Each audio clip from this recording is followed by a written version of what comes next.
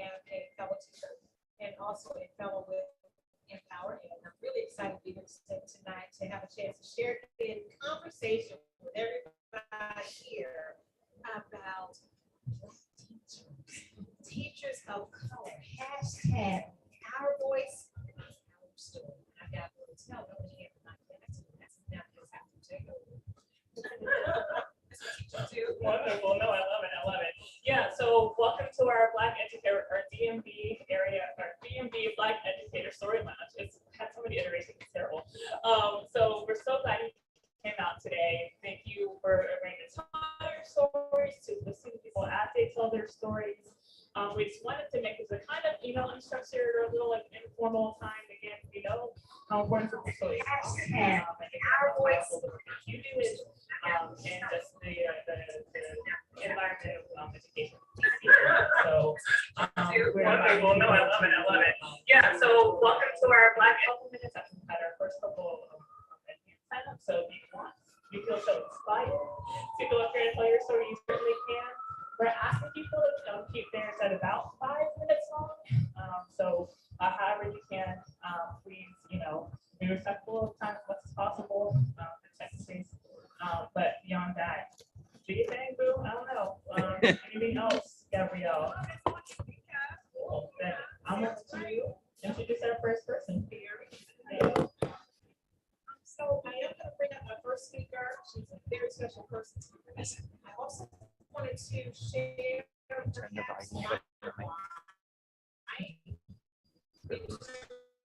why I'm an educator. For a long time, since my son was 6 months and my daughter was 4, they're adults now, can't have their own business. But part of the why for me to make education as long as I have is yes to see that achievement gap close, in particular with children of color. It's really important to me. I think about Ta-Nehisi Coates in Between the World, y'all know the book, Between the World and Me, where Ta-Nehisi Coates would write this letter, and will write a letter to his son and apologizing to his son about what he was going to experience in life, in the Black life. And what Ta-Nehisi Coates says is a lot of people are after the Black life. So for that son, I apologize.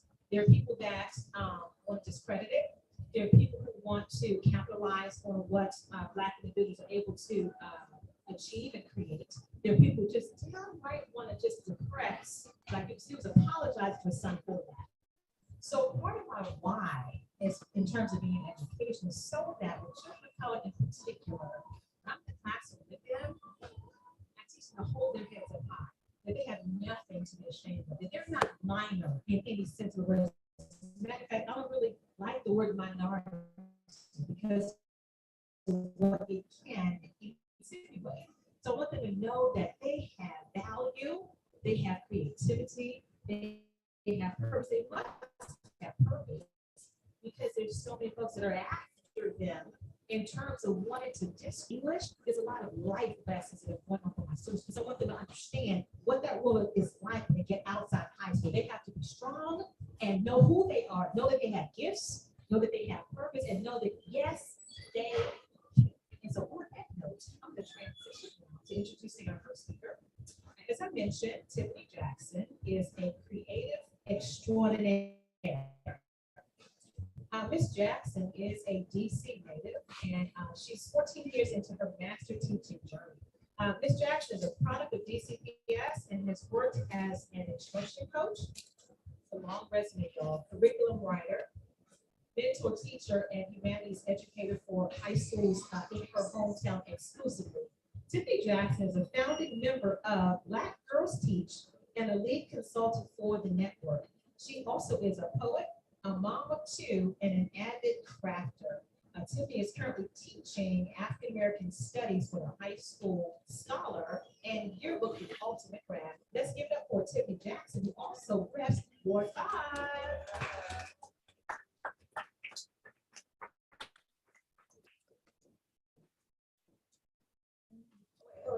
It's Ward 4. It's giving Northwest. I want the band.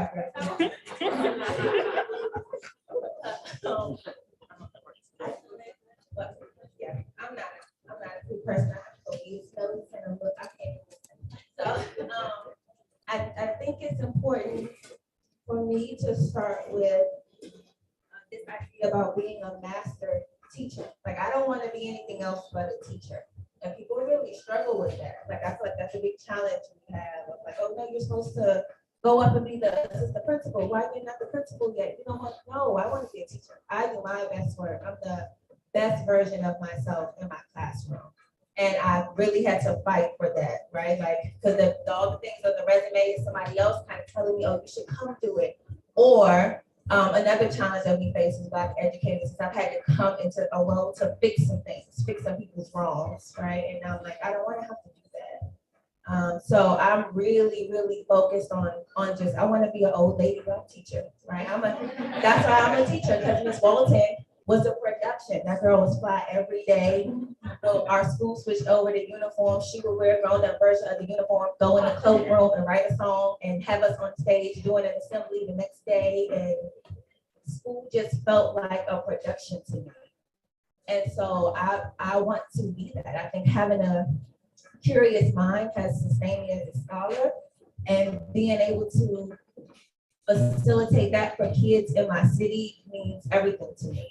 And so that's the piece. I will never not be teaching. I think what I have learned over time is that I can extend the craft and the science and all the expertise I have in teaching to also teaching adults. I think that's the next phase of this journey is like teaching adults, because I think there is a gap in people really respecting teaching as a craft, right? Like, you have to really put the work in to do it well, because we're transferring knowledge. We're not just up here laughing and giggling or managing kids. And I think a lot of what school, especially school in DC, has become is rooted in management. It's not rooted in growth. And when we were kids, right, like, school was rooted in growth. That's why we all loved it so much. That's why we wanted to be there every day. And so I think a big part of that is maybe tipping into what it means to teach teachers. So my work with Black Girls Teach is just that we are actively working to dismantle injustices and break down some of these problematic systems, but also really just working with Black women teachers. So right now we have this contract with Urban Teachers DC, Baltimore, and Dallas. And so we facilitate a series of sessions with their Black women educators on everything from communication and advocacy to just some emotional unpacking of like what it feels like to be teaching in the middle of the pandemic. Some of the DEI work that gets missed in the larger system, right? Because everybody just assumes the DEI work is for one kind of group, and like the Black women don't necessarily need it. We need it. We have things we need to work through too. And so that's a lot of the current work. Mr. Bowles asked me a question in the emails about like, what do I feel like is the impact of my presence in the classroom? And I mean, you don't have to ask the kids, right? They're gonna give it to you. You ask the kids. But I think for me, I would hope that me being there is, me being a 3D version and an example of all the great things that come out of DC, right? Our kids are so talented and just so smart. They don't even know it. They're so smart. They're so genius. They're so fly. Right. And like, I just want to be that. I want my classroom to be a production. I want to love on them in the way grown-ups loved on me when I was a kid. And I think also too, a lot of people forget that the high school kid needs that too. Right. Like, everybody thinks all the lovey-dovey stuff happens in elementary school. No, they still babies too. They just kind of tall. Right. They still need you to love on them. They still need you to talk to them. They live for a color-coded copy, just like everybody else. And so like, I want to create that space for them. But I also judge the impact on like the chickens that come home to roost for me, right? Like, my kids are everything from, parents and content creators to firefighters. And one of my real children is at Brown, and he just started a Black newspaper because they were having racial issues on campus. And so my kids are fighting, right? They're activists, they're thinkers, they're artists, they're creators. And they're, in my DMs and in my email telling me what they're doing, all excited, like sending me t-shirts from the line and stuff. And so like, I just feel like that those are the chickens that come home to roost for me. And I'm really proud of that. So I feel like even when it gets really tough and I want to flip some tables over and do some stunts, I just keep pressing. because it's important. And I think that's another part I want to make sure I talk about is just like the teaching in DC. Like, I don't want to teach anywhere else. I am 100% committed to teaching in a place where I learned, and making sure like I get to teach my friends' kids. Like that's the real hype. Like when somebody comes to my classroom and they're like, you know such and such, you went to high school with Morgan, you know my mama, girl, I know your mama, girl. We went to Whittier together. Yes, like I like I really enjoy that. Like I get to teach our people. All the kids are my kids, like they're my kids. And it's important. And I really love just my family is a younger family. I'm the oldest. And so all of my siblings have been in school while I've been a teacher. And they're just so pressed to tell people that I'm a teacher. Like everywhere we go, they're real pressed. My sister's a teacher. My sister taught at Educator. Yeah, did you see? Like, I'm like, be quiet. Like when we're doing Black Girls Teach on YouTube, they're sending people the links and they're just really proud of me. And I am just glad that I could be that for them in that way and create those systems in our city that we need. It's just a lot. And I also think of, because we have so many people kind of like in our system who are not from the city or of the city, we just have so many challenges that we shouldn't have to have. And that if they just asked us, right, if they just got out the way, everybody's not going to be a revolutionary. That's fine. Like, get out the way. Like, let us do it. Let us create the space so that we're revolving and not evolving, that we're really growing and we're really changing and creating space for our kids to be great. And for us, like we're really talented. I've had some of the smartest colleagues, just like downright talented, crazy, ridiculous minds next door to my classroom, right? Like talking to me at lunch. And I think our kids and the adults are just like they're equally genius. And we're just waiting for someone to just get out of the way so we can take off running. And so I'm going to stay here till we run the race together. So that's good. I got my time right, I think.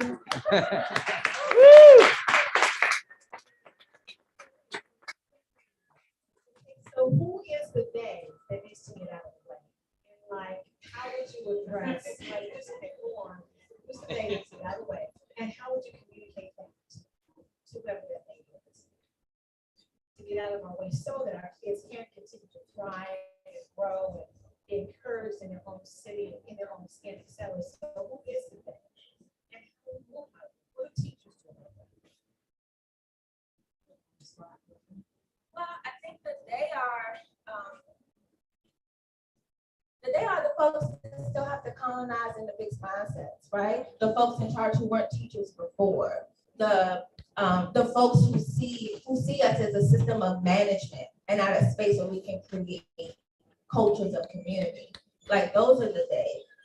And I think what teachers need to do is kind of what we're doing right now, just like tell the truth, say it out loud. Because I think we talk about it all the time. We all know the truth. We tell each other, but we don't always say it in the space where we need to say it or like push back because we just want, let me just close this classroom and let me close the door. Let me get the kids. I got the kids. Like, forget these adults. But I think we need to start saying it out loud because we have the tools and the solutions, right? Like, I think once we get our fight to kind of match that, like that will, once we're more empowered to do it, we won't feel like we have to do so much, we don't have to take so much.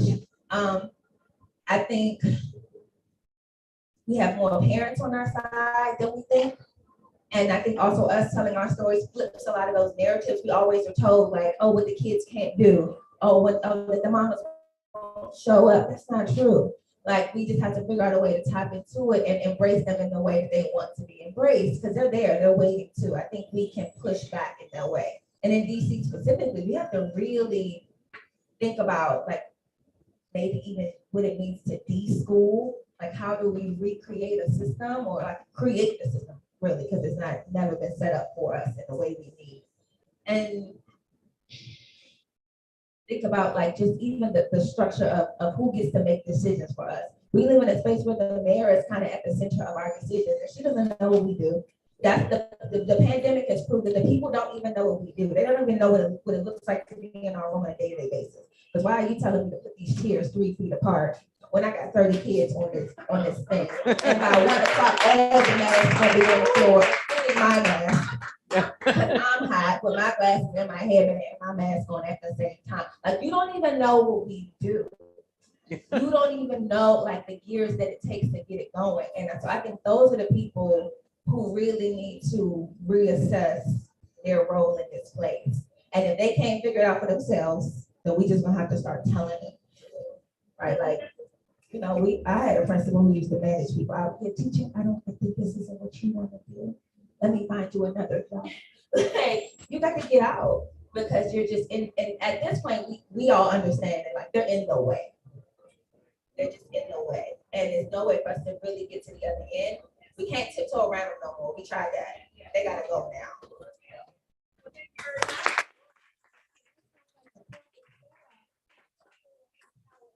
That's who we are. This is a teacher voice advocacy group. And so, as Tiffany was just saying, teachers need to speak up and speak out and speak truth to power. And so come alongside and be a part of Empower Ed to help empower the voice of teachers. The opportunity is here. It's real. Pass the mic in.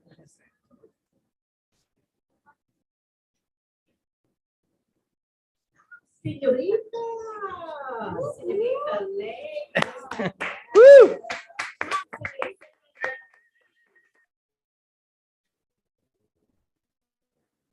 Let's give her hand that.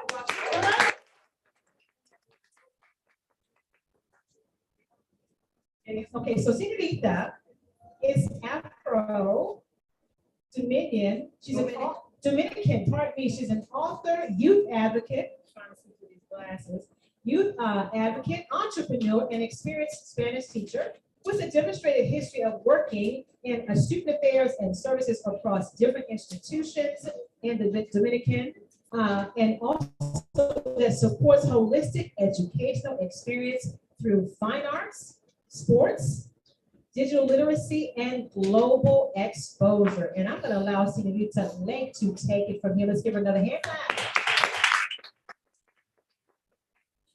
I'm a little nervous. Do you guys hear me in the back? Yeah. Okay. So I am a diplomat by profession, but I came to DC a few years ago and I fell in love with the DC youth because they're funny as hell. And I teach at Ward 7 and 8, and they are oftentimes forgotten about, the kids in Ward 7 and 8. I feel what you were saying. Thank you for saying what you were saying.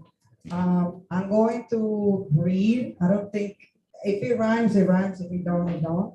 But I'm going to read what I feel based on what I've experienced with my babies. I teach at CDC. So here we go. My youth lives matter to me. They matter to me. They matter to me. They matter to me. Even though sometimes principals don't understand my bond with them, even though I'm labeled as a basic teacher, and all the skills I'm trying to teach are gaps that need holistic filling. When their social skills aren't there, the academic lessons need reinventing. How can you measure my teaching technique when we are coming back from a pandemic?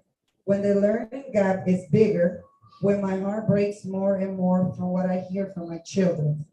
My youth lives, they matter to me. They matter to me, they matter to me. And them standardized tests, they don't measure mutual love and respect. My kids' lives, they matter to me. My youth lives, they matter to me, they matter to me, they matter to me. Even when they, as teenagers, throw 2-year-old tantrums, fight like cats and dogs, because that's been their method for conflict resolutions, my kids need a mentor. My youth lives, they matter to me. They matter to me, they matter to me, they matter to me. I teach in DC, Ward 7, to be specifically. I teach at the heart of the hood, where it's gated, where there is food, where there is love, where even though we know it's COVID, I know my kids need a hug. Our youth lives, they matter to me, they matter to us, they matter to us. We give our kids love, but we need to give them more than love because our youth lives matter to us. They matter to us when they're alive. Everyone says my students' lives matter where they are alive. I don't hear you. My students' life matters when they're alive. Say it. Thank you, teacher. I gotta say it. One of my students got buried this week. I couldn't attend his funeral. I don't attend kids' funerals. Our youth lives matter to me. They matter to us. They matter to us, and they matter to us. I don't attend kids' funerals because my youth lives should not end before my life. I get mad as fuck when I see balloons, when I see hoodies, when I see hashtag. I want to see them get celebrated because of their learning, because of their genius, because of their creativity. Let's celebrate the youth in Ward 7 and 8. They also need uplifting. My babies' lives, they matter to me when they're alive. My babies are frustrated, so they get incarcerated. They get neglected, so they get overprotective over their neighborhood that, like JC says, their mamas are renting at. Crazy. But that's where they feel like they belong. Now, say again, our kids' life matter to us. Life matter to us. I'm talking about the kids worldwide. I'm speaking about educators worldwide. But because God placed me in DC right now to be specifically and in specific, I'm talking about my kids in DC. Black, brown, youth, white, rich, poor, homeless. Yes, they're slower than poor. Homeless, kidnapped, dead. Our youth lives, they matter to us. They matter to them. They matter to me.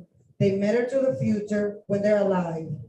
No one calls my parents about positive shit. One of my kids said to me yesterday, this school shit is whack, said another. I kept chewing my gum while listening. Acting like I was ignoring them. I was not. I like to let them have their moment in a safe space.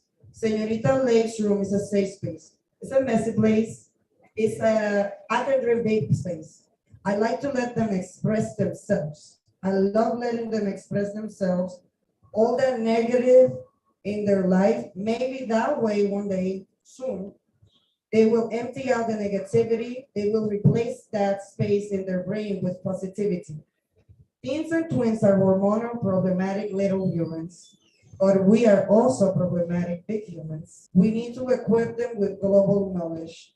How is it that our kids live in DC and many kids in Ward 7 and 8 don't even know what an embassy is?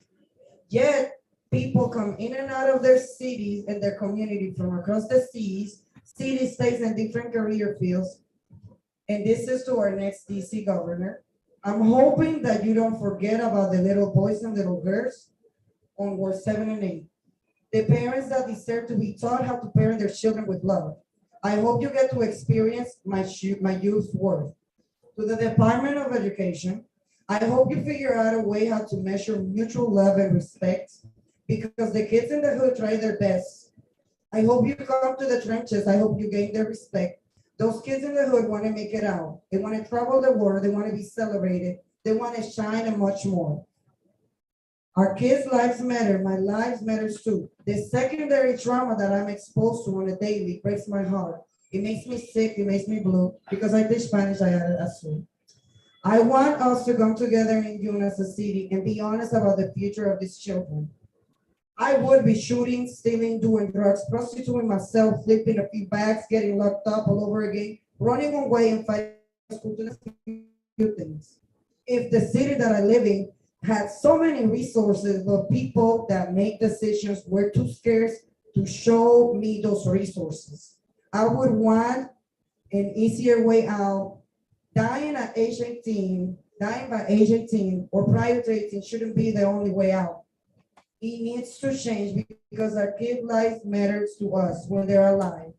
So they can become whatever they want, whoever they want. So each of them can teach one of them that their life should matter to them when they're alive, when they are alive. Black lives matter more when they are alive. That's when the change happens. Renacimiento radical means radical renaissance. They need more representation. They need those who are a representation to give them radical reaffirmation because they've been affirmed. Educators, we got this. Can I get a facts? That's a wrap. Maybe I'll wrap. Okay, that's it.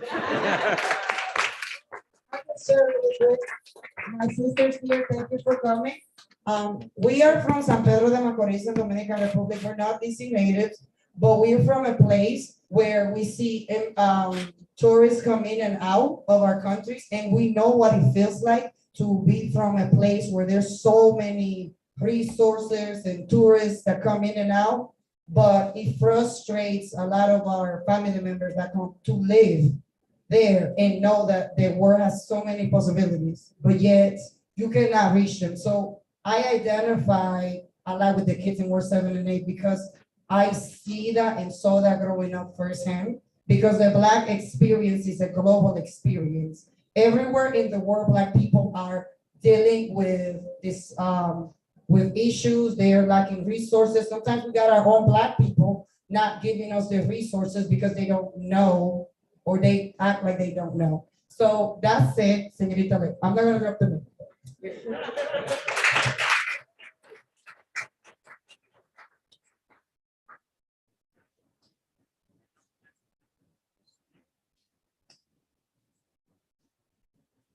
Right, give it up one more time for Señorito. Hey. Oh my gosh, so many powerful stories so far tonight. Holding it closer. There we go. Cool. So again, thanks for everyone who shared so far. We've got one more person to go up before we call for an open mic. So if any of y'all again are feeling inspired after the people that are going right now, with to sign up and or to come up and do your own story, tell your own story, go ahead. We'd love to hear it. Love to have you volunteer.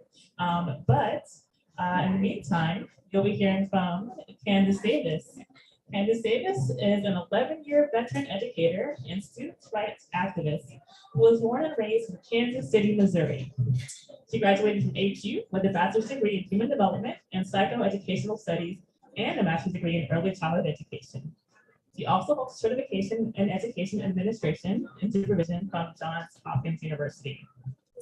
With specific skills on literacy, restorative practices, and classroom management, Candace has served in the following positions: count them up: early childhood classroom teacher, teacher leader, teacher mentor, social and emotional learning lead, English language arts and social studies curriculum writer, professional development coordinator, instructional behavior management coach, and vice principal. Currently, Candace is developing a nonprofit organization that will provide training and resources to educators who advocate for students and families within underserved communities. She reps wards 6 and 8. Give it up for Candace.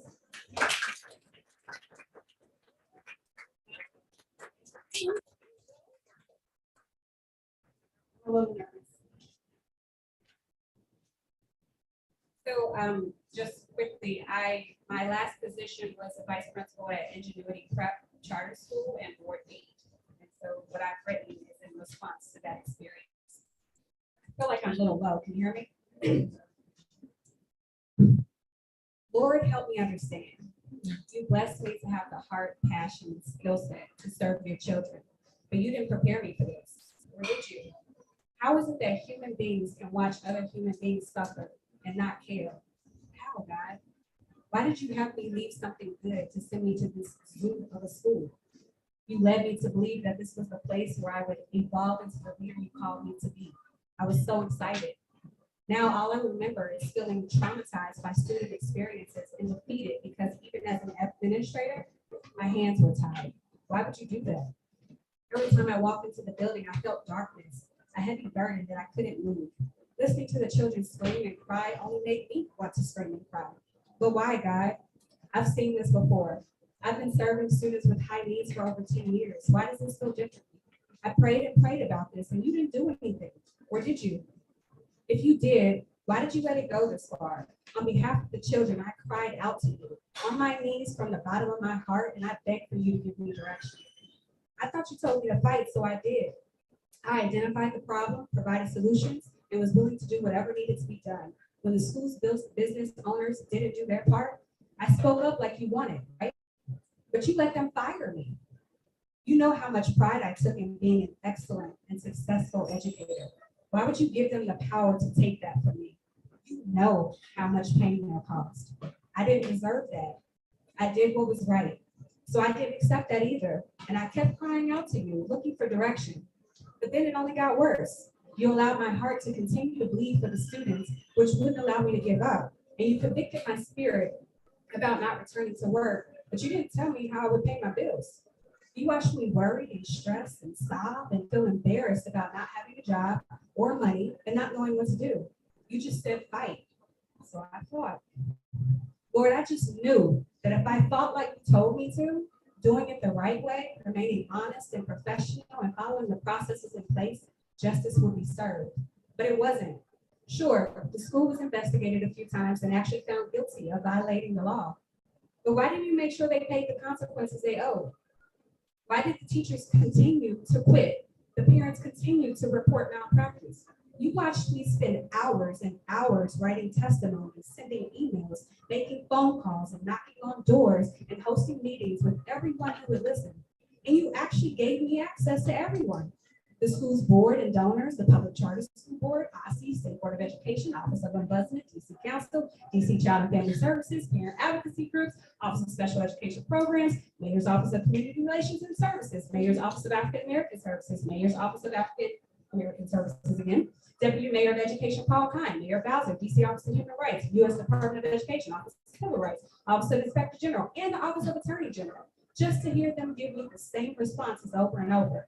If they didn't just blatantly dismiss me, they agreed that there was a problem, made a bunch of promises, followed their protocol, and then ghosted me. But you still wouldn't let me stop. Why, God? After a year passed with no resolution, you watched my anxiety and depression take over, and you did nothing. Or did you? I just heard you say keep fighting, so I kept fighting, as impossible as it felt. Once I realized the laws are truly designed to protect the business of public education more than the children being served, the only next step was to file a lawsuit. You didn't warn me about the emotional roller coaster I would get on when I started the legal process. You didn't tell me that most lawyers wouldn't even consider my case and that I wouldn't be able to afford those who would. You didn't tell me what it would feel like to have my reputation on the line with lies. You didn't tell me that the paperwork and wait time would drown me. You didn't tell me how lonely I would feel when not being allowed to speak about the process. Then when I could do no more, you watched me wait and pray and wait and pray and wait and pray for months with no answer. When the school finally folded and requested for mediation, you knew that I did not want to settle. You knew that a win for me meant that justice was served for students. So that's what I told them. Yet, you waited for the judge to tell me that my employment case wouldn't legally allow for me to advocate for students the way I wanted, and that settling was inevitable. But I didn't sacrifice my life for students just for this to end up being about money. Why did you do this to me, God? You took me away from everything I knew, all that made me who I was and made me fight for over 2 years just to settle. Okay, you told me to settle, so I did. But I don't accept that as a resolution. This fight is not over. It's just gotten bigger. So now I'm telling you, God, that I'm not stopping. I'm going to keep fighting. Maybe that's what this was all about all along. You showed me the truth about the systems by allowing me to experience it from the beginning to the end for myself. Looking back, I now see how you provided and protected and loved me every step of the way. Even when I allowed fear to control my mind, you were in control of my fear. When I didn't always say and do things perfectly, you stopped it. You stepped in and made it work for my good. You literally gave me the words to say and actions to take, which not only blew my mind, but opened my heart and eyes to what you called me to do in this world. Thank you, Lord. According to your word, Romans 12:2, the Apostle Paul said, do not conform to the patterns of this world, but be transformed by the renewing of your mind. Then you will be able to test and approve God's will. It's good, pleasing, and perfect. I understand now, God. You taught me to not conform to this corrupt public education system any longer. And that process renewed my mind and has given me purpose. I now find pride in doing what is uncomfortable, unusual, and deemed impossible. So, Lord, you have all of me. I trust you with no more why questions. Use me as you see fit. Thy kingdom come, thy will be done in public education as it is in heaven. Amen.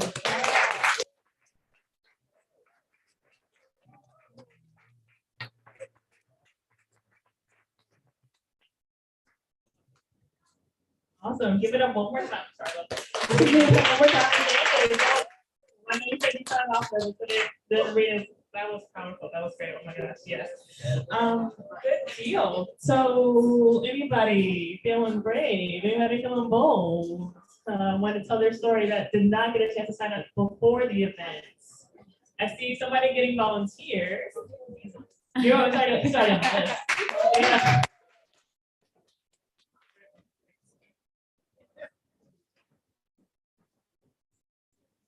A little negotiation happening. I wish I were a little bit more charming. I could like pass the time better. Cool. Anybody else that is, ooh, I see a hand. I'm gonna take advantage of that. Yes, welcome. Woo! Introduce yourself to the crowd. We're lovely. I mean, I think you've been pretty good so far. So I'm gonna just pass it off and let you do your thing. All right, good evening, everyone. My name is Cordelia Huddleston, she, her pronouns. I work at the DC Fiscal Policy Institute. So the hat that I'm wearing is more like an education policy analyst. Before I started working at DCFPI, I was in Baltimore City, working with mainly high schoolers who are my favorite, in an after school and out of school setting. And I really miss working with them, but I've always been like extremely spoken out about like anti-Blackness, racism, and what I was seeing manifest in that space. I was like, all right, I gotta do something to change the policies, because like this is ridiculous, right? And I just want to say, like, I really respect Black educators because it is not easy. The education system is inherently anti-Black, from the curriculum to everything. And so I just really appreciate that you all are like continuing to fight that fight, because even in my out of school, like, wait, what are we doing? You know, so back in 2017, I wrote this like article on Medium titled "The Inconvenient Truth of Education Policy Reform." So I'm gonna read that. That's my story tonight. So the truth will set us free, but first it will make us uncomfortable. Several weeks into my education policy graduate courses, I'm bluntly reminded of when, where, how, and why I entered the education policy debate. Black, female, and woke as ever, I am both incensed and inspired to continue the fight to assert my voice in the decades-old conversation about educational inequity. Incensed because weekly class readings remind me of the racist, classist, and sexist origins of the traditional American education system. Inspired because after every class, my classmate and I, another passionate, race-conscious Black woman, huddle to discuss our qualms and quibbles with the current state of our education system and the direction in which we think it should be headed. It's no secret that the education system is broken. I say broken loosely because historically the system was designed to work for white, mostly male, and mostly wealthy folks. And on a much deeper level, it was created to preserve and advance the cultural dispositions, knowledge, background, and norms of these white wealthy males. So what does all of this mean? In short, the formal American education system was, is, and will inevitably continue to be rife with disparities until we reconcile our past with the present. This is the inconvenient truth of education policy reform. I know this to be true because despite the Supreme Court of the United States determining that separate but equal schooling is unconstitutional some 60 years ago, and the countless other efforts made by civil and human rights activists to level the educational playing field, our education system remains separate and very unequal. Collectively, Black and Latinx children, and I wrote this and I'm cringing because I don't like this language anymore, but Black and Latinx children lag behind their white classmates in academic achievement, graduation, and higher educational attainment. Making matters worse, low-income Black and Latinx children across major cities are being warehoused into crumbling buildings with shoddy infrastructures, under-resourced classrooms and libraries, and school administration and faculty who often lack the cultural competency to lead, discipline, and teach in culturally responsive ways. Broadly speaking, local and state officials have responded to the persistence of urban school disparities with education-centered policy solutions, such as bolstering teacher/school accountability, haphazardly emphasizing standardized testing to demonstrate improvements, integrating schools through busing, though recent research shows school segregation persists, and increasing per pupil expenditures. Unfortunately, these policies and others fail to account for the nuances that contextualize the inequities seen in poor urban schools. Nuances that deserve intellectual might and honesty if we are to bring about transformative change. This is when, where, how, and why I enter. I enter now because after having read a litany of academic journal articles written by economists to sociologists to critical race theorists and historians, I am convinced that the nation will continue to ineffectually address racial inequities in education. Conversations on the Black-white achievement gap remain perpetually circular, with stakeholders every so often choosing to dedicate the human and financial capital needed to level the educational playing field.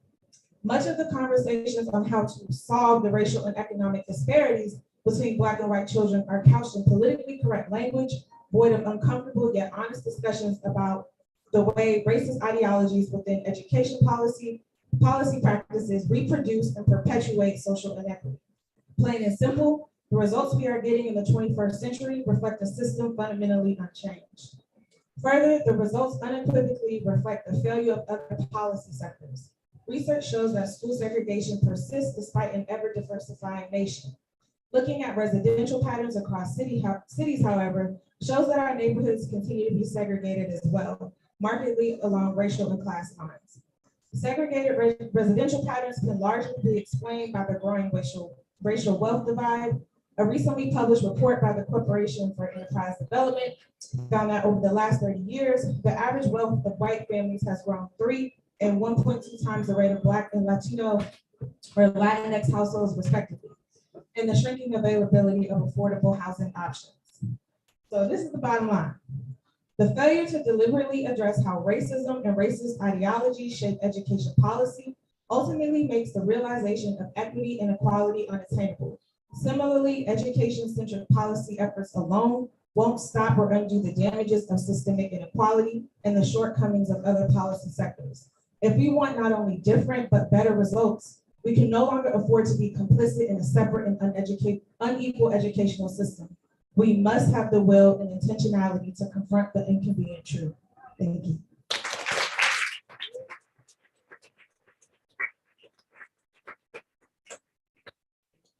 Wonderful, wonderful. Thank you. Anybody else feeling called to the mic? Going one. Going play? All right, so I'll leave it at that for now. Just to let you know, we got some appetizers in the back. You'll see there are 2 different types of sambosas. One of them is veggie, so there's lentils in there, and the other is beef. So if you're feeling a little hungry, got you back there, plates and everything. Do you want to introduce our next speaker? Yeah. So this is a wonderful evening, a great opportunity where we're having real conversation about policy matters, about education in the District of Columbia, specifically about African-American young boys and girls and African-American teachers as well. So we really want to thank Empower Ed for this opportunity to come and have this real conversation. It's an important conversation, needs to be happening across the city. It's important that advocacy groups like Empower Ed who recognize inequities and want to address them and provide opportunities for people of color, teachers of color, et cetera, to voice where we are, to make our voices heard in a larger setting is really important. So let's give it up here for Empower Ed. Yeah.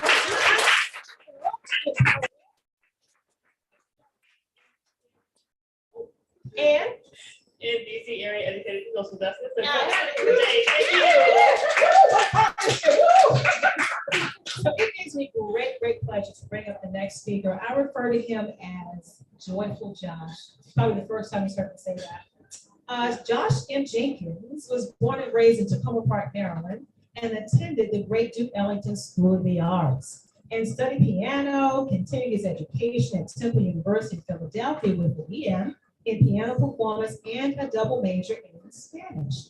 He currently works as a musician. He is absolutely fantastic and phenomenal. I was hoping to give us a little musical interlude tonight, but maybe not, no instrument. And he's a Spanish teacher as well at his alma mater, Duke Ellington. So let's give up for Josh as he heads up and he represents Ward 2.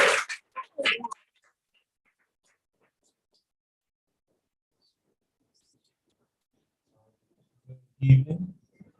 First of all, I'd like to thank Mr. Bose again for inviting me to this lovely event. The things that people have been saying have been absolutely incredible. And I'm really inspired by the stuff that I've heard so far.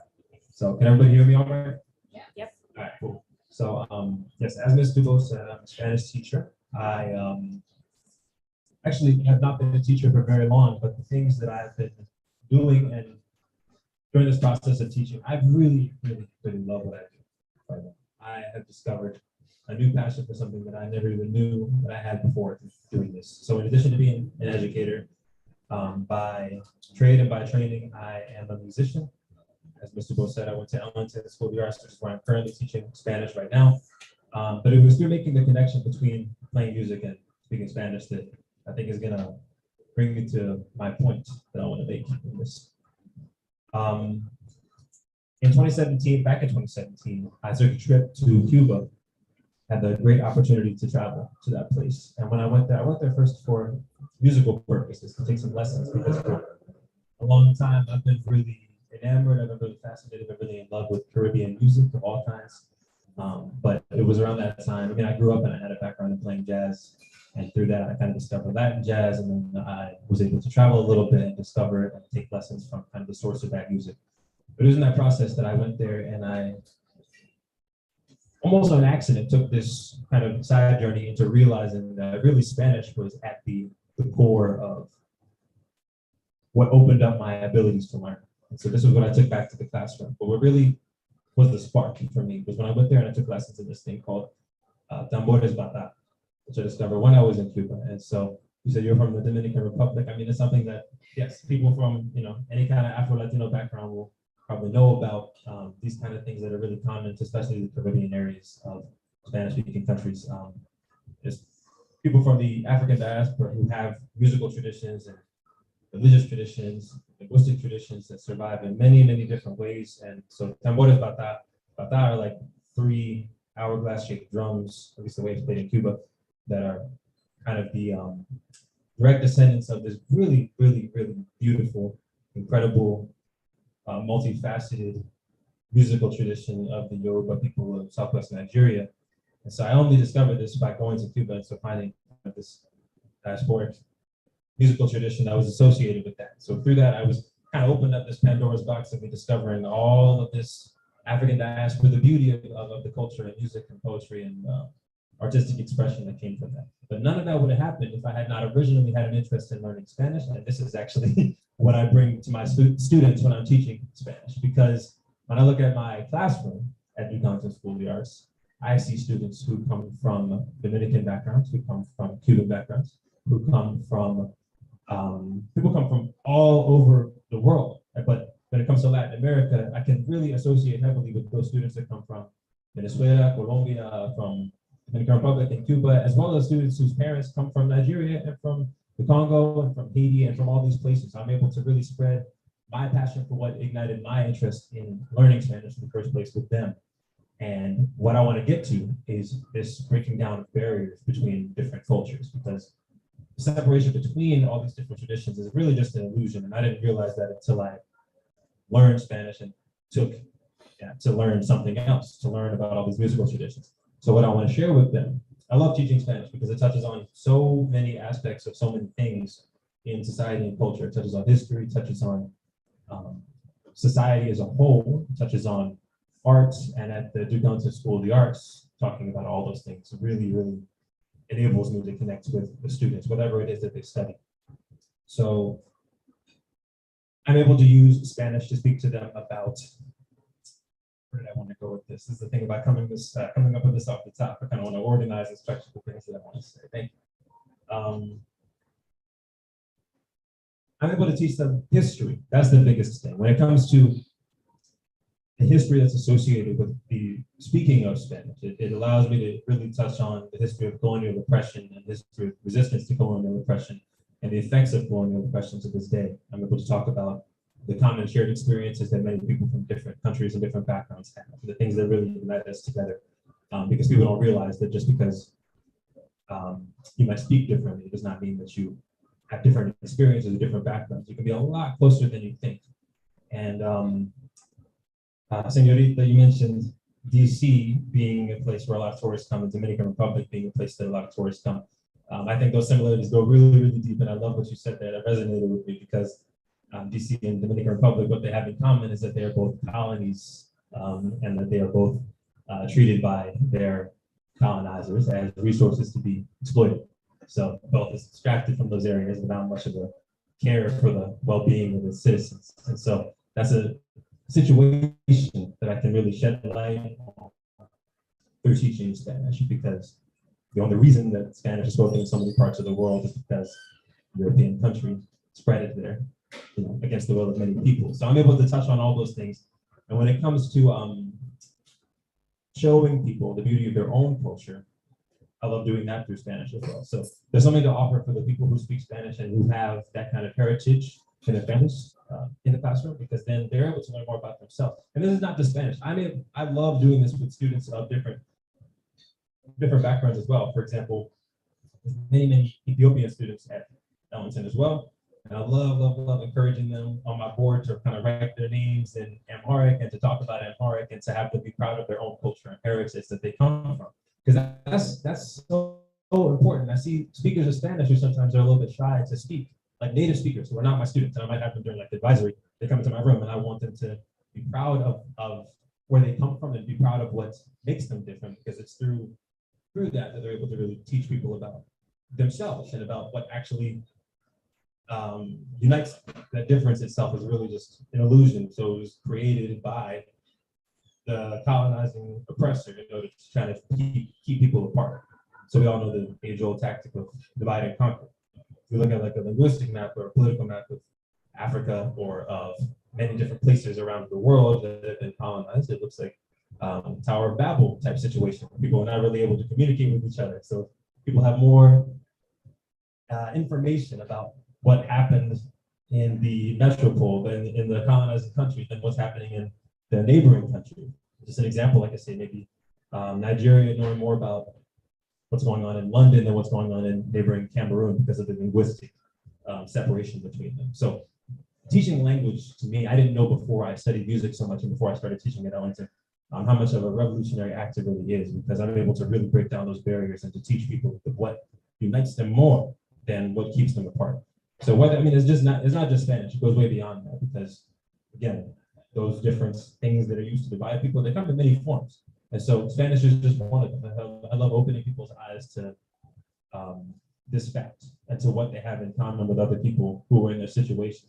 Because that's when you stop having such a defeatist mentality and response to oppression. And you think it's just you, and you can get much more depressed about that and say the whole world is out to get just me and it's just me against everybody else. But when you see other people who have been through a similar situation to you and what you've been through, then you say, okay, I can talk to this person and I can unite with them, and then together we can kind of overcome this and transcend this experience that we've been through. But that's only through learning about each other's culture, and I love doing that through Spanish. And so, like, my experience with bata drums from Nigeria, that's just me, that's my personal experience, and I love sharing that passion and that discovery with my students. I love talking about those kind of cultures that we can touch on through learning Spanish at any given opportunity. Because then I'm able to share what makes me passionate about it. They can connect what makes them passionate about it, whether that's from their heritage or from their art form that they study at Ellington, whatever it is. So, yeah, that's pretty much my spiel. And I think I've been going over the time, right? Thank you so much for listening. Thank you for sharing. That was great. Yeah, pop it up, man. That was great. Cool. So before I hand it back to Gabrielle, just wanted to encourage you all to be supporting this Black-owned business by buying more drinks, more food, all that. That like some appetizers, but we chose this location for a reason, and want to uplift the diaspora and the Black in general. Through supporting them with this event. So please continue supporting, not just with your presence here, but also in every way that you can. So thank you for that. And I'm going to pass it back to you. Good timing. My turn, I'm back. So let's give it up, everybody, for DC area educators for social justice, who's co-sponsoring this event tonight. Extension of Black History Month is a great opportunity for us to come together and lift our voices and raise our voices for excellent causes. We're really learning a lot tonight, aren't we? Let's give the speakers another hand. Now, Joseph, come up.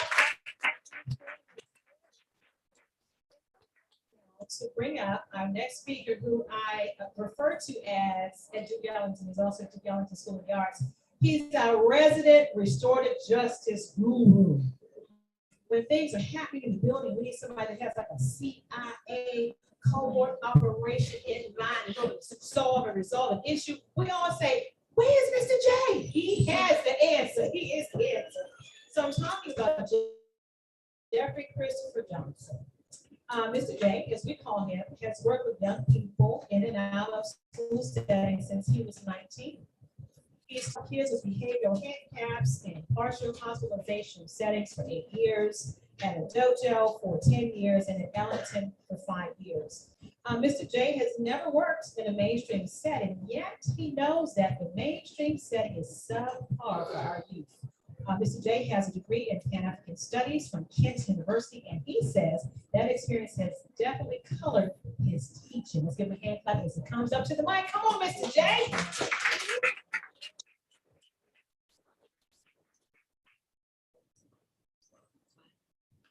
Hey, everybody. Thank you for the intro and thank you for having me. I'll try to keep this very brief. I didn't really prepare a whole lot because I'm doing too many things at Ellington right now and I'm pretty brain fried. And I don't want to start rambling too much, but I did kind of jot down really quickly just some notes about, I guess, the way that I approach our students, coming from a lot of different backgrounds, coming from, like I said, 8 years of mental health, which put me squarely in the realm of dealing with these kids' needs, their practical needs, whether they're environmental or behavioral or whatever the case may be. And, of course, that translates all the way through the So I just thought I'd share a few of these thoughts because I feel like I don't often hear when we have these conversations. But so my first and most important rule for dealing with young people is to not BS them. I come from my mother things from the family out of a legitimate attempt at protecting us from whatever it was that they were trying to protect us from. And so I can understand that. And I can also understand like that, sort of tradition of kids being seen and not heard and so on and so forth. But what I found is that I'm always trying to listen to them, and whatever they're asking me, I try to tell them the truth as quickly as I can. And it forces me to think on my feet all the time, but what I worry about is that if I give them a distorted view of things, then they go into the world with a distorted view, and then that becomes dysfunction. And you don't know how deep that dysfunction can go. And I feel like we were a generation, I'm 42, so graduated high school in 97. I feel like our generation was BS to a lot. We were told we could change the world. All we needed was a degree. All we had to do is hold hands and kumbaya, and it was all going to be fine. And all of that was nonsense. And so it was nonsense, not because our parents were trying to lie or the teachers were trying to lie. It was just what we were told. So that's what we believe. So don't BS them. So I don't BS them about the need to understand your money. I'll tell the kids, you're not the master of your money, you'll be the slave of it. Or if I want you to look at this experience as you're just going to high school. This is your education and your certification. Your certification is for your employment. Your education is for you. That's what you're going to carry on for years and years and years. I think probably the most difficult lesson to learn in the course of all of this is to be vulnerable. So when I came to Ellington, I had my own fair share of baggage, and I'm transparent about these things with the kids and with my peers as well, because I think it's a weird thing in our culture where we all try to pretend that we're riding this out, and the truth is everybody's dealing with all their stuff. And if we're just honest about that, we can be constructive and move forward. I always feel like it's really silly for us to pretend that we got it together. So I just tell the kids flat out, like, it's an illusion. Nobody has it together. The adults are just overgrown children. In any case, so when I first came to Ellington, like I said, I had my own personal baggage. And so, I was coming off of, and I'm not joking, this is throat is dry from all day long talking to parents at parent-teacher conferences. But I was dealing with a lot of grief from a mother who had passed away, from a grandmother who was laid up in a nursing home due to a major stroke. We had lost the house that I grew up in. It was just a whole lot that I was carrying into Ellington. And that's one of the things I think we as educators have to remember, that we're carrying a bunch of stuff in with regard to with our own lives that is going to color how we're dealing with these kids. So of course that grief was stuff that I had never really openly talked about. And then one of my students, it was, if anybody, I think you remember Purnell, and I'll just leave it. You remember Purnell's mother passed away right before Thanksgiving. And I knew at that point that I was like, well, I can't pretend like I don't have experience with this, because this kid's going to need to get some kind of guidance to deal with this. He's in high school. I had to deal with it at 30, which was bad enough, but he's 15. So I had to get open, which meant I had to feel some stuff that I had pressed way down there, but I had to, because this wasn't about me. It's about this kid having a chance to deal with all of this madness and this grief. I mean, it was a point where he thought he's going to move away, thought he was going to lose being in the school, really enjoyed being in the school. So you just have to talk them through that stuff, and I had to open up. So, and that was also a class that I think it was, they loved me so much that like you had to stop thinking anything negative about what you're doing. So it's like, all the imposter syndrome stuff, it was like when I say I got to listen to the kids, it's part of the vulnerability piece. So if they're saying, I had a kid the other day say, Mr. J, I never liked history class before, I like it now. Or, I related to a mother today, excuse me, I'm not choking up, I have a dry throat. I just want to explain that I am sensitive, I am vulnerable, but I don't cry. So but I had related to her that I was like, I think your kid's doing great. She's got good grades. She's, participates well. The only thing I want her to do is just have some confidence behind that, because I feel like she needs to own that. Like she's got a beautiful mind. She's got a beautiful heart. She needs to just go forward with that. And so I showed her this, I'm not going to try. I showed it her, but I just didn't see it, so I could read it correctly. I got a dry erase board that some kids have put pictures up, and there's like a weird picture of me as a turtle with a human head. But besides that, she wrote a quote on there. This young lady, she wrote, just kind of out of nowhere, she wrote, I know my worth and what type of love I deserve. And I told her mother that, and I showed it to her. And her mom was doing hair at the moment, stepped away from it, sat down. I thought she was doing that just to kind of get a moment to talk to me, and she just broke down right then. I found out that, they lost she lost a younger brother a couple years ago, and just all types of stuff. So it was one of these things where it's like, I'm getting more of this insight because I was willing to listen and willing to be vulnerable, and I think y'all get the point of that. And I think I maybe just share one last little, this is the one that, this is probably the biggest difficulty, is learning to sit with discomfort. So, like as a cis hetero male, I got mostly women friends. And so, of course, I hear lots and lots and lots of horrific stories of things that they've gone through. So that means I have to sit there and just be uncomfortable as they're talking to me about this stuff and accept that what I'm hearing is their truth. And so it's the same thing with our students, because I grew up in a suburb outside of Cleveland called Beechwood, where we were kind of segregated into our own little area, and it was pretty dope that way. And that sounds really screwed up, but it's the truth. And I had like an ideal, elementary and high school experience. And it was totally different than what all my students deal with. And so I've had to sit and listen to a lot of painful stories so that I can understand where people are coming from, so that I don't have to second guess the next kid that's coming through the door with the same kind of issues. So, my best example of that is with one student in particular who is a trans boy. He's my work son. He is a kid who had emailed me because he was just having a lot of, this is right when the pandemic had started, we were all at home. He sent me a long, deep, depressed email at like 11 o'clock at night on a Friday. So I talked to my peers. What do y'all think I should do? I think I sent him an email the next day, like, if you want to talk, we'll figure it out, how we can do it. Got the suggestion from a coworker to start some Zoom sessions. So we were doing that for the whole time we were all at home. So I would be on Zoom with him for 2 days a week. And so just to kind of hear him describe the fear that he has to deal with and the abuse that he has already suffered through and other things that are just impossible for me to fathom and that are excruciating to hear, but I have to listen to it because it ain't gonna just be this kid, it's gonna be more kids coming after them. So I guess that's really all I got to share tonight. I hope that that was, something about it. Thanks. Yeah, we're putting on the spot, put on the spot.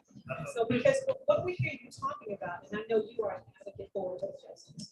And so oftentimes in the classroom, as teachers, we recognize and realize our students who are like at war within themselves, like really at war within themselves. So what is maybe a couple of steps or last words you would leave with us as educators who really want to help our students when we recognize and see those things, because they can't even open up to the curriculum until they are open and ready to learn. Oftentimes, especially with the pandemic and life, et cetera, there's a war going on inside of it. We don't really have the tools all the time we need as educators to help that child like begin to trust themselves to learn. So what do we do? Well, I could never give one answer that I think would adequately deal with that. I think the best thing that I can say is generally my philosophy is I just try to leave the door open. So I just try to make space for whoever to come to me with whatever. I'm also saying that knowing that I have had 8 years of experience in mental health. So it's like I saw and dealt with things that are not within the purview of most people's educational experiences. But so I have a pretty wide bandwidth for pretty heavy, pretty deep, and sometimes pretty dark stuff. So, but I think really we have to make some kind of peace with ourselves because, like I said, we're taking our own issues into the classroom. So you have to know that if you haven't dealt with your stuff, you're not going to have the emotional capacity to deal with theirs. So it's like, I'm seeing a therapist, I'm working out every day, I'm doing everything I can to try to maintain my health because if I don't, then I can't bear the weight that they're going to put on. Because I think it's irrational for us to pretend that as teachers, it's just, and we all know it's not just a paradise situation where I'm just rescuing the kids, like we're bearing weight. So be honest about the weight you're bearing and confront it. I got a hand, I'm sorry. I have to ask you a question. I don't know. So, when I go to my kids, right? I come from a lot of. From what, I'm sorry? Okay. I come from a lot of trauma. So when I work with my kids, I always try to, like, they bring me a lot, right? And I'm trying to learn how to like set that boundary, but also like you checking in with somebody, but I'm not gonna just let you check in. I need to with you. So when you leave my classroom, whatever word or weapon comes against you, I need you to know how to like block it. So what do you say? Like what's your go-to phrase to a teenager that's living with like so they can I don't know how to say it. So they cannot like I know you just said something like we're not rescuing. I was talking to say we don't need to be afraid. They already got that info. So like I've been searching for a go-to phrase like have them like it's gonna happen. I think that I think I would hesitate to give you something that I would say because what I can say has an effect because of relationship. So I think more than anything, we have to focus on relationship with kids and take time to make conversation about whatever.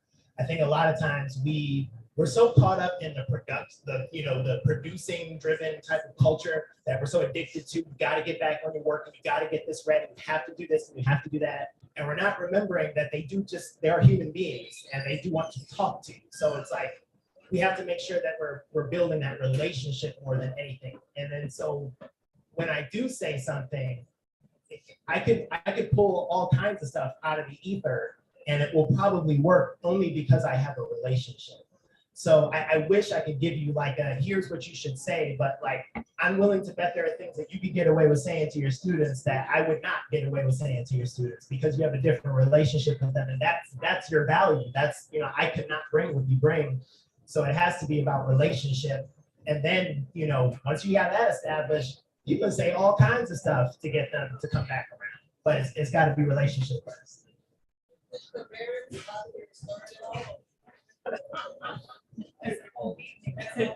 Yeah, I'm not.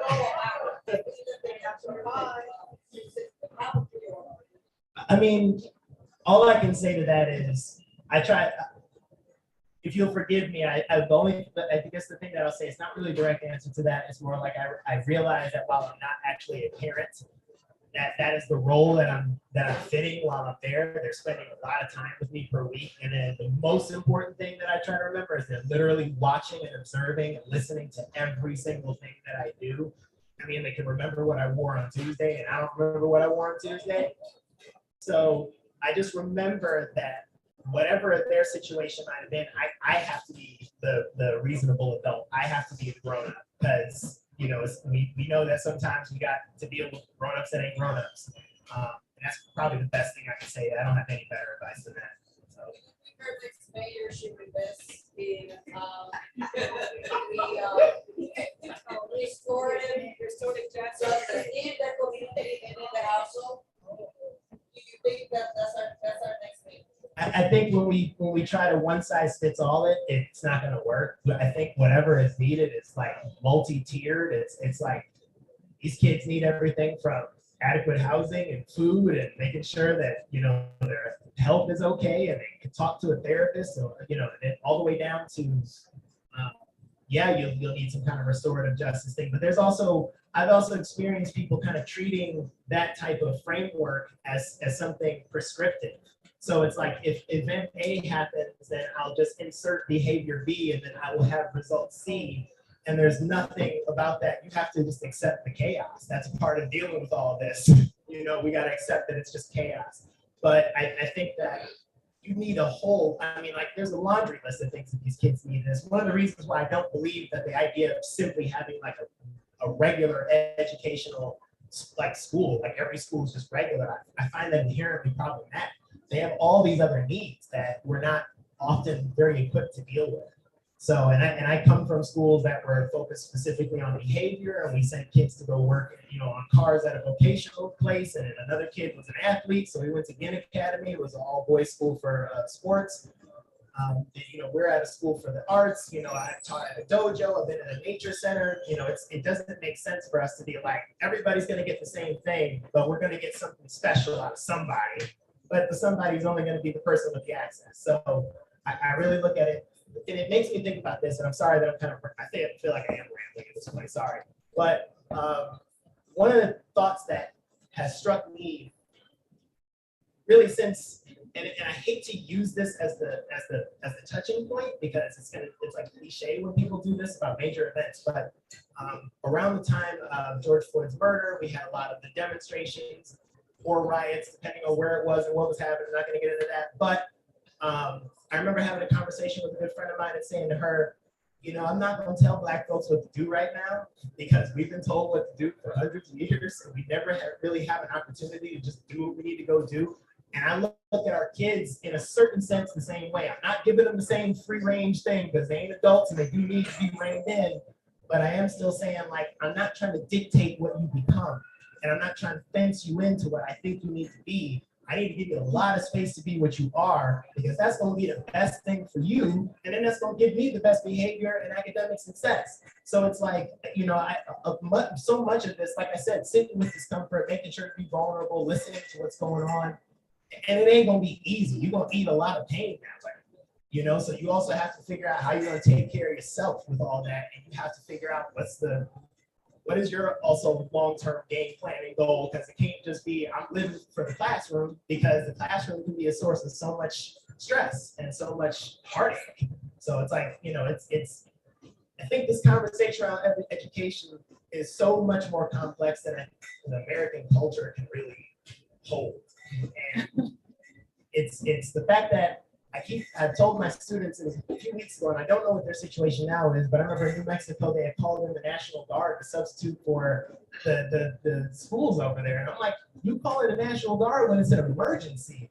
And so I'm like, y'all do realize that's a national crisis that we have in our hands. This really isn't even an emergency. It's heading towards disaster. We're just not talking about it yet.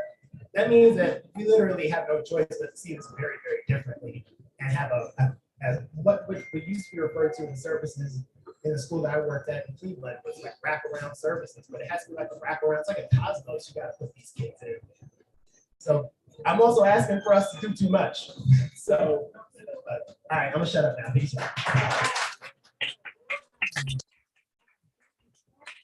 Well, we are really learning about this. Is fantastic conversation. I think I have the pleasure of bringing up our last speaker for the evening, Mr. Adji Payton. You can start to make your way down. So he is a fellow at Empower Ed. Adji, born and raised in Florida, did his undergraduate work at UCF, bachelor's in business administration and finance. Adji originally moved to DC in 2011 for government work. However, he later transitioned to education in 2015 after learning about graduation rates and his concerns there. Currently, Adji is teaching in Ward 4, and he has been teaching now for 7 years. Take it away, Mr. Payton. The floor is yours. Wow, closing. I just want to say, before I even start today, I want to thank the educators that came before me, the current educators that are in the fold, and the ones that are going to come after me, because there's so much work that we have to do.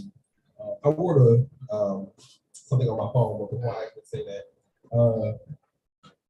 when I became a teacher, I didn't know what this journey was going to be like. I didn't know I was going to become a teacher. If you had asked me when I left Florida to move to DC if I was going to become a teacher, I would have told you hell no.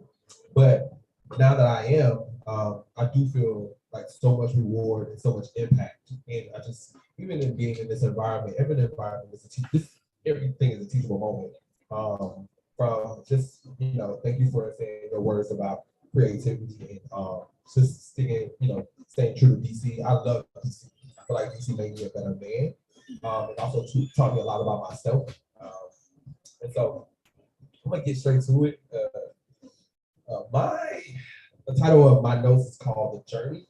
And I call it The Journey because I don't tell a lot of people my story, but I moved to DC in 2011. I had a friend who stayed here. He was in the Navy at the time. He got based here. And I was back home. I had moved back home in Bradenton, Florida. If anybody knows where that's at, in Tampa. I didn't have any money after undergrad.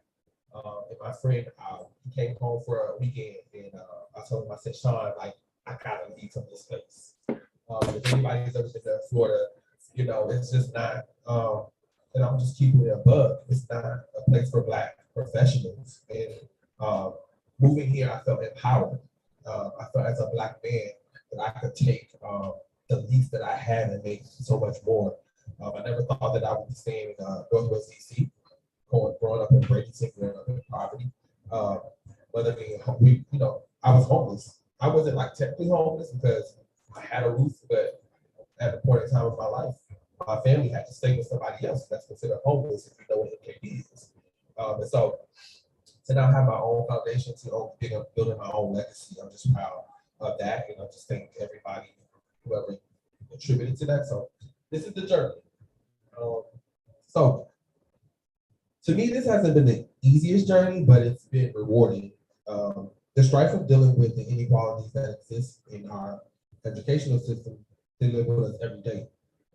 I became an educator to evoke change, to empower the young generation of color, and to rise above every obstacle that has been thrown my way. Each year, I strive to rise above all odds, and while each step may seem small, the impact is monumental. What would I like to see in the future is a world where education is truly equitable. Equitable means students of color receive resources that their counterparts have access to. Equitable means students of color and their families receive adequate mental health resources. Equitable means having community outreach programs that give students of color avenues that help build their futures. I can go on and on about inequality, but I want to speak about the state of teaching now. And this is for all my educators in the room. Year after year, we have to go through leaps and bounds, and every time we rise to the occasion. And moving forward, I think it's time to amplify our position, keep rising to the occasion, and continue to be badass, phenomenal people that we are. I'm gonna leave on this note. Each day is a journey. Each little moment is like cherishable because we don't know what we're gonna step into. And as I continue this journey, I don't know. I'm trying to figure out myself and where I'm at.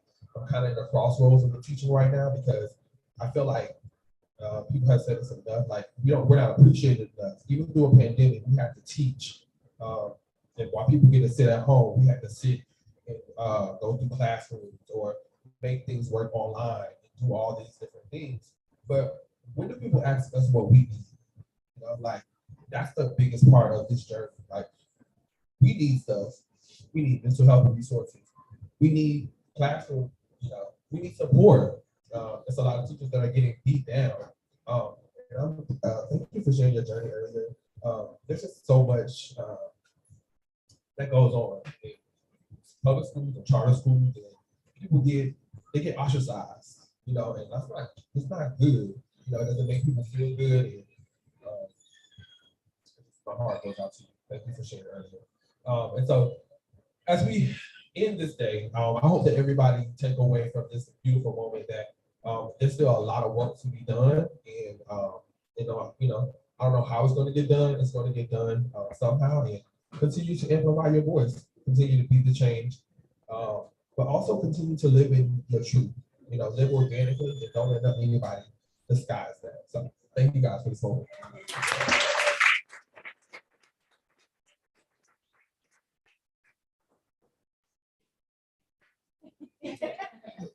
Thank you, Mike. I'm not a host. Not today. Awesome. Thank you. I'm from Florida, so I know that all very well. Northeast, Jacksonville. What? Yeah. When you said Florida, I was gonna do walk home. I'm not gonna lie. I was like, so yeah, okay. I might still do it within the night. Okay, it's fine. Cool. So, thank you all so much for sharing your stories, for being great listeners. So people, as they share their stories, let us inspire you to continue to amplify your voices as you just imparted on us with. Again, I'm Vanessa Williams. I'm the program manager for DC Area Educators for Local Justice. This was originally an event that Scott and I started planning months ago. I was originally going to call there something called the Black Lives Matter School Week of Action, right? So we know for sure that uplifting Black stories, Black people, Black lives, Black livelihood, all that is important all year long, right? And not just all year, but all of our lives. We help organize and help coordinate every year a week of action, where we at least have on that calendar every year be talking about the 13 guiding principles and some national demands to help make the schooling experience for educators, for students, for family members, for communities, all that to be better than it is right now. Because we know we've been robbed, right? This is one of the pieces that we wanted to have with Empower Ed to be really centering Black voices. And again, of course, we love our students, we love our babies, but we also wanted to have a space for Black educators to be like, listen to us, right? We know what we're doing. Get out the way, right? As Tiffany said, right? So wanted to invite that with you all. I know Gabrielle wanted to talk a little bit too about some empowerment. I thought, this is why I know. Yeah. Before we totally wrap things up, I know we want to get a photograph with all the storytellers before the night is over. So when it pops up, Scott, before I say anything else wrong. All right, thank you all. We're gonna wrap up, but last couple announcements. First of all, thank you all for coming out. The stories were so powerful this evening, and I hope you all have a chance to talk to each other, to connect to each other, to meet folks you haven't met before, and continue these relationships. we have some more drink tickets. So if you are a storyteller and you want another drink, especially the storyteller, we got some more up here for you. We have only other thing I wanted to announce is that on April 23rd, we're going to do our Teacher Solutions Summit. And the goal of this is that any educator, not just those who are involved already, any educator will send out something after this, but you can just pose a problem and your solution to it.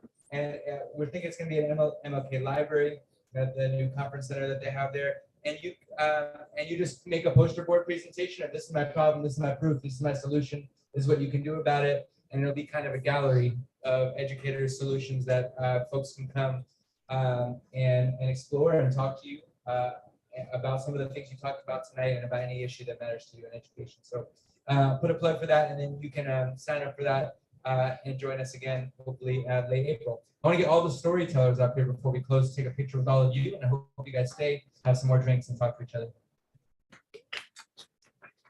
Storyteller, come join me up here.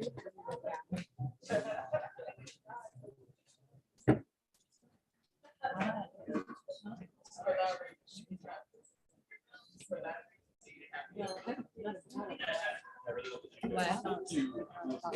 No.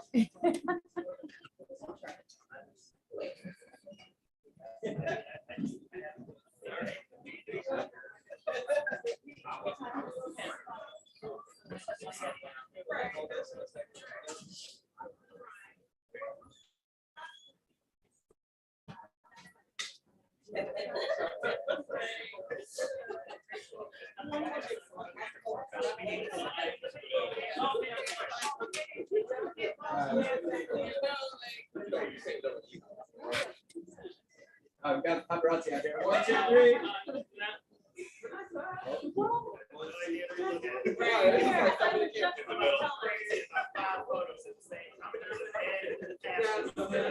All right, thanks, round of applause for all the storytellers.